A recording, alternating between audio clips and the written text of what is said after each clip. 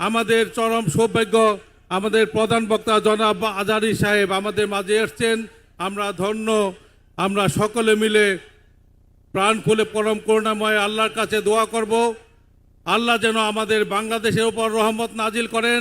আজকের যে প্রধান বক্তা জনাব মিজানুর রহমান আজারি, উনি নিজেও কিন্তু এই দেশে দীর্ঘ বহু বছর থাকতে পারেনি। একটি অবৈধ ভোট চোর সরকারের কবলে পড়ে দেশটা একটি রসাতলে চলে গিয়েছিল।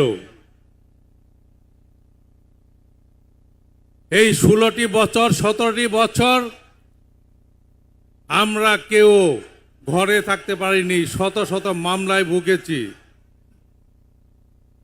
সেখান থেকে পরিতৃপ্তি পেয়ে আমরা একটি নতুনভাবে স্বাধীনতা পেয়েছি।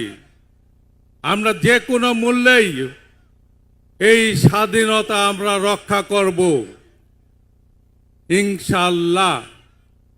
আজকে আমরা এই বিশাল আয়োজন, প্রধান বক্তা এসেছেন।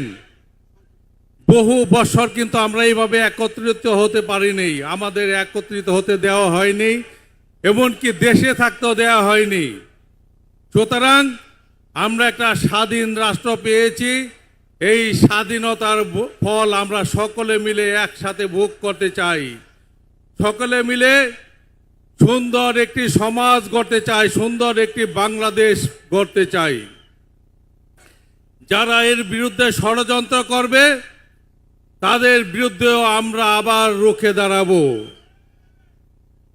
এখানে যারা যুবক ভাইরা আছেন, বিশেষ করে 30-35 বছরের যুবক ভাইরা, তারা জীবনও কোনোদিন ভোট দিতে পারেননি। আপনারা সকলে ভোট দিতে চান না?